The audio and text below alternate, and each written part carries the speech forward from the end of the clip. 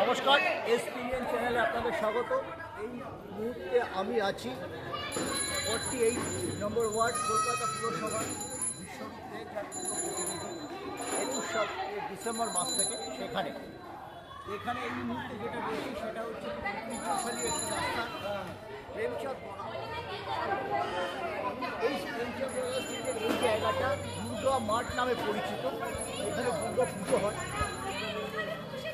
এই জায়গাটা খুব অপরিচ্ছন্ন এবং অসামাজিক কার্যকলাপ হতে হবে, যেটা স্থানীয় মানুষের কাছ থেকে শুনছি। সেই জায়গাটাকে ঠিক আজকে দোল উৎসবের আগের দিন 21শে ফেব্রুয়ারিকে সামনে রেখে সাজিয়ে তুলেছেন বিশ্ববিদ্যালয়ের নিজের উদ্যোগে। এখানে কিন্তু কলকাতা কর্পোরেশনের কোনো ইনভলভমেন্ট নেই। এলাকার পৌর প্রতিনিধি, ওনার কাছে বিভিন্ন কমপ্লেন আসছিল সাধারণ মানুষের, এবং উনি বলেছেন সেটাই উনি করে দিয়েছেন, এবং এটা পরিষ্কার পরিচ্ছন্নতা রাখার দায়িত্ব উনি সাধারণ মানুষের উপরে করে দিয়েছেন। পুরো ব্যাপারটা এই যে প্ল্যানটা আপনি করলেন, যেটা আজকে কীভাবে কী হলো? আমাদের 48 নম্বর ওয়ার্ড খুব ঘিঞ্জি অঞ্চল। এখানে একটা পার্ক নেই, একটা মাঠ নেই, একটা জলাশয় নেই, কমিউনিটি হল করার জন্য জায়গা খুঁজে পাওয়া যায় না। ফলে খুব ঘিঞ্জি অঞ্চলে কিছু করাটা সত্যিই মুশকিল। কিন্তু তা সত্ত্বেও এই জায়গাটা খুব অপরিচ্ছন্ন অবস্থায় পড়েছিল। ফলে আমরা একটা চেষ্টা করেছি ছোট্ট জায়গাতে একটা 21শে ফেব্রুয়ারি আন্তর্জাতিক মাতৃভাষা দিবস উপলক্ষে আমরা একটি স্মারক তৈরি করেছি। আপনারা জানেন এই রকম স্মারক দেশপ্রিয় পার্কে আছে, রবীন্দ্র সদনে আছে, কিন্তু উত্তর কলকাতায় নেই। সেই স্মারক একটা এখানে আমরা উন্মোচিত করলাম আজকে। আর কলকাতার ইতিকথা, অর্থাৎ কলকাতা যা নিয়ে গর্ব করে, মোহনবাগান ইস্ট বেঙ্গল নিয়ে গর্ব করে, টানা রিক্সা নিয়ে, হাতে টানা রিক্সা নিয়ে গর্ব করে, হলদে ট্যাক্সি নিয়ে গর্ব করে, আজকে উবেরের যুগে মা দুর্গা কলকাতার একটা সবথেকে বড় ফেস্টিভ্যাল, গঙ্গা, আমাদের হাওড়া ব্রিজ, রসগোল্লা, রবীন্দ্রনাথ ঠাকুর। ফলে এই যে গর্ব করার জিনিসগুলো আমরা এখানে তুলে ধরার চেষ্টা করেছি।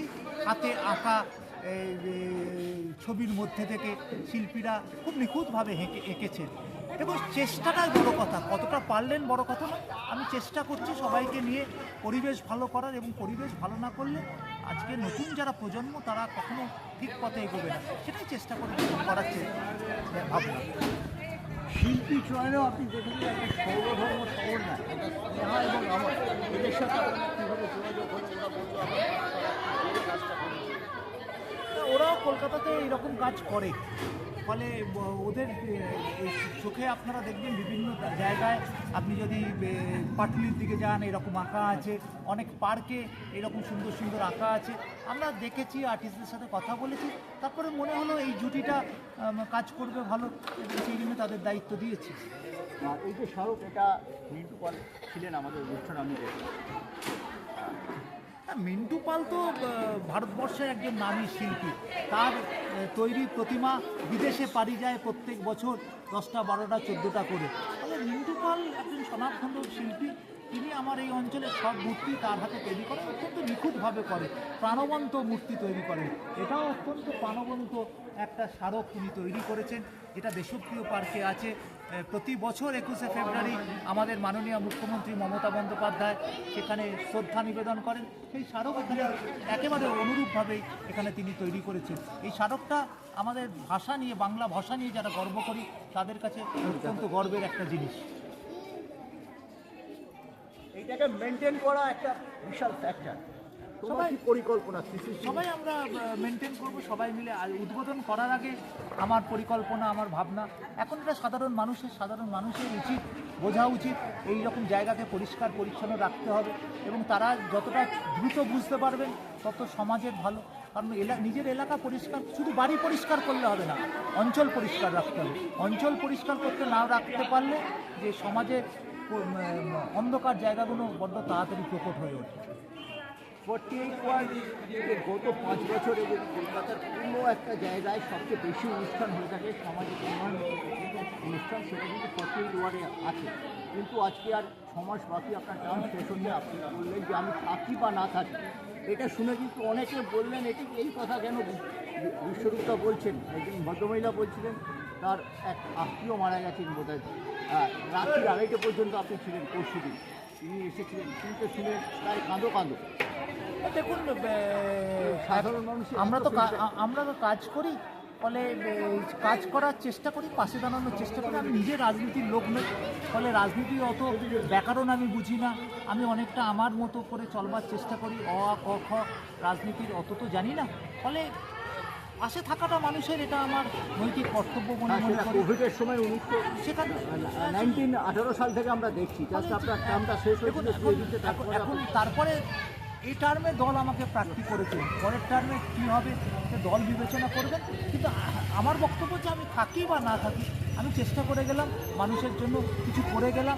এখন সেটাকে বজায় রাখাটাও একটা বড় চ্যালেঞ্জ। মানুষ অনেক কিছু করে যায়, কিন্তু সেটাকে বজায় রাখাটা, কন্টিনিউটিটা বড় কম থাকে, কিন্তু সেখানে সবাই কন্টিনিউটি লাগবে না বিষয়।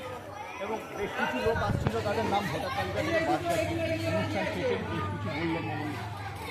এসআইআরটা কীরকম হলো এই ওয়ার্ডে? দেখুন, আজ সবে আমরা লিস্ট কালকে পেয়েছি, আজ থেকে একটা স্পেশাল ক্যাম্প আমাদের গোয়েন্দা কলেজের পাশে বসেছে। প্রচুর নাম বাদ গেছে এবং অকারণে বাদ গেছে। যাদের অকারণে বাদ গেছে, আমাদের কাছে সবথেকে বড় চ্যালেঞ্জ সেই নামগুলো তোলা। এখন আমি নিজেও খুব সন্দিহান এত দ্রুত নামগুলো কিভাবে উঠবে। তবে আমি চেষ্টা করব যে এই দোলের পর, কারণ এই দোলে তো আবার সব দুদিন বন্ধ থাকবে, তারপরে যাতে দ্রুত নামগুলো তোলা যায়। যেগুলো একেবারে ন্যায্য, অন্যায্য নাম বাদ গেছে এই নিয়ে আমাদের কিছু বলার নেই, কিন্তু যে ন্যায্য নাম গেছে তাদেরকে ভোটার লিস্টে তুলতে হবে। কত লোকের নাম বাদ যাচ্ছে? আমার ওয়ার্ডে সব মিলিয়ে ন্যায্য অন্যায্য সব মিলিয়ে প্রায় 5,500 নাম তো বাদ গেছে। দুর্গা পিটুরি লেনের জন্য স্পেশাল ক্যাম্প করেছি, যারা আসছে নেই, তারা হোটেলে থাকেন বা অন্য জায়গায় নতুন কর্মযজ্ঞ হচ্ছে, নিকাশির ব্যবস্থা আপনি করে দিয়েছেন। দুর্গা পিটুরি লেনের অবস্থাটা দুর্গা পৃথিবীর অবস্থা দেখুন, এখন আবার বললাম, আমি কালকে লিস্ট সবে হাতে পেয়েছি, আজকে সেইগুলো পর্যালোচনা করছে আমার দপ্তর। এখন কত নাম কোথায় বাদ গেছে, কী কী নাম কোন বাড়ির কোন পাড়া, সবগুলো করতে আরও 24 ঘন্টা সময় লাগবে। তবে যাদের আবার বলছি, যাদের ন্যায্য ভোটার নাম বাদ গেছে, তাদের নাম তোলার একেবারে শেষ বিন্দু পর্যন্ত চেষ্টা করব। অনেক ধন্যবাদ।